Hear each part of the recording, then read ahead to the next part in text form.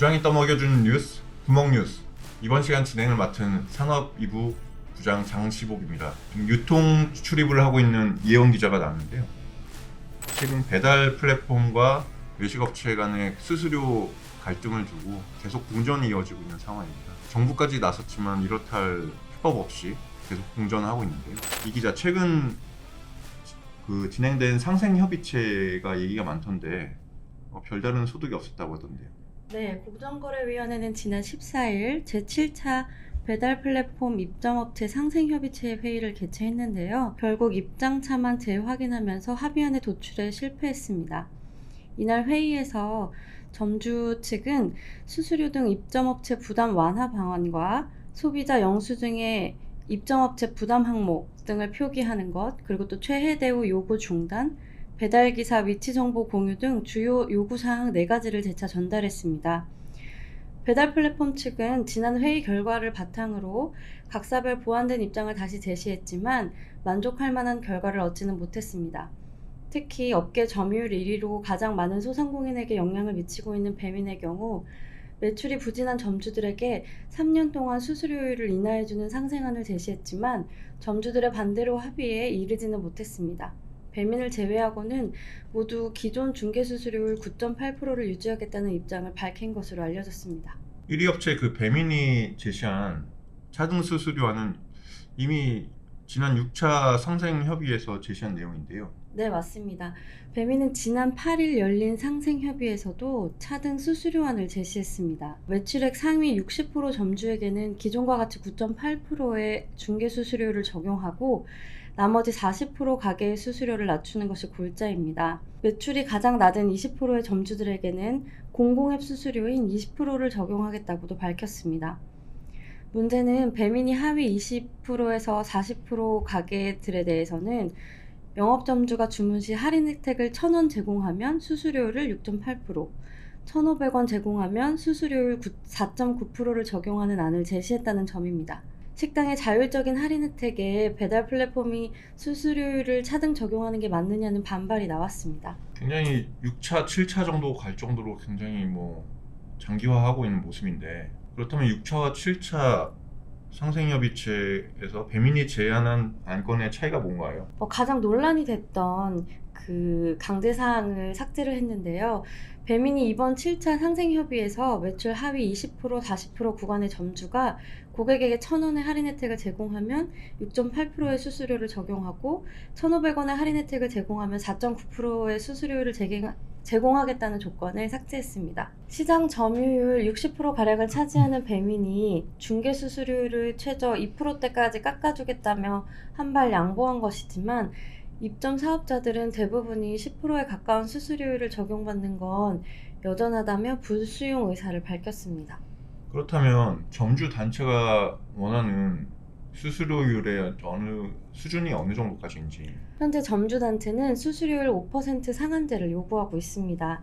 배민이 수천억 원대의 영업이익을 내고 있고 또 지난 8월 중개수수료율을 기존 6.8%에서 9.6%로 3%포인트 인상하면서 갈등이 불거진 만큼 낮은 수수료율을 적용받을 수 있어야 한다는 입장입니다. 실제 배민을 운영하는 우아한 형제들은 지난해 6,998억 원의 영업이익을 냈습니다. 더욱이 점주 단체들 간에도 이해관계가 또 다 다르기 때문에 상생안이 도출되기란 더 어려운 상황인 것 같습니다.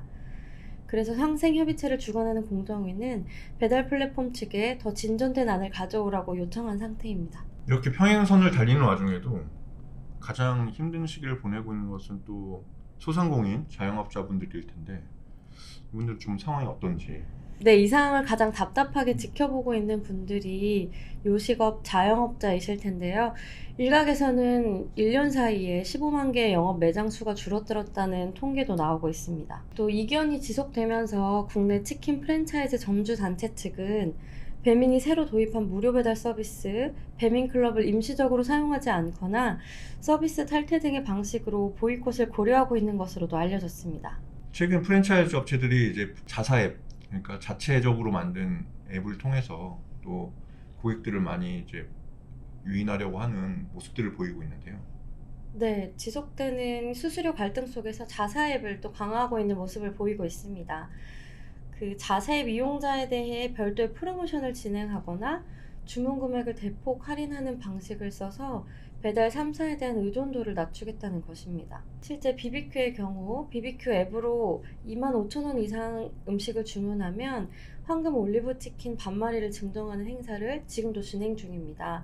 BHC도 이달 말까지 자사입 주문 시 뿌링클을 10년 전 가격인 17,000원에 제공하고 교촌치킨도 자사앱에서 신메뉴인 교촌 옥수수 치킨을 처음 주문하면 다음 주문에 사용할 수 있는 4,000포인트를 제공하는 행사를 하고 있습니다. 그래도 현실적으로 그 배달 플랫폼에 대한 의존도를 낮추기는 어려워 보이는데요. 이달 말이면 상생협의체가 종료된다고 하는데 만약에 계속 이런 상태, 평행선 상태가 계속 지속될 경우 어떻게 전망을 어떻게 보시나요, 이 기자? 공정위 주도로 지난 7월 7일 출범한 상생협의체는 이번 달에 운영 기간이 종료됩니다. 때문에 이달 중에 상생안을 도출하기 위한 노력을 지속하고 있는데요. 7차까지 했지만 오는 23일에도 다시 8차 회의를 열어 합의를 이끌어낸다는 계획입니다. 하지만 기간 내에 이견이 좁혀지지 못할 경우에는 결국 정부와 국회가 직접 법과 제도를 정비해 문제를 해결해야 합니다. 공익위원들이 중재안을 제시하고 배달앱에서 수용하지 않으면 권고안으로 이를 발표할 것으로 보입니다. 실제 한기정 공정거래위원장은 한 시사 프로그램에 출연해 상생협의체에서 내놓은 방안이 사회적인 기대에 미치지 못할 경우 입법을 통한 제도 개선 등 추가적 방안을 강구할 수밖에 없다고 언급한 바 있습니다.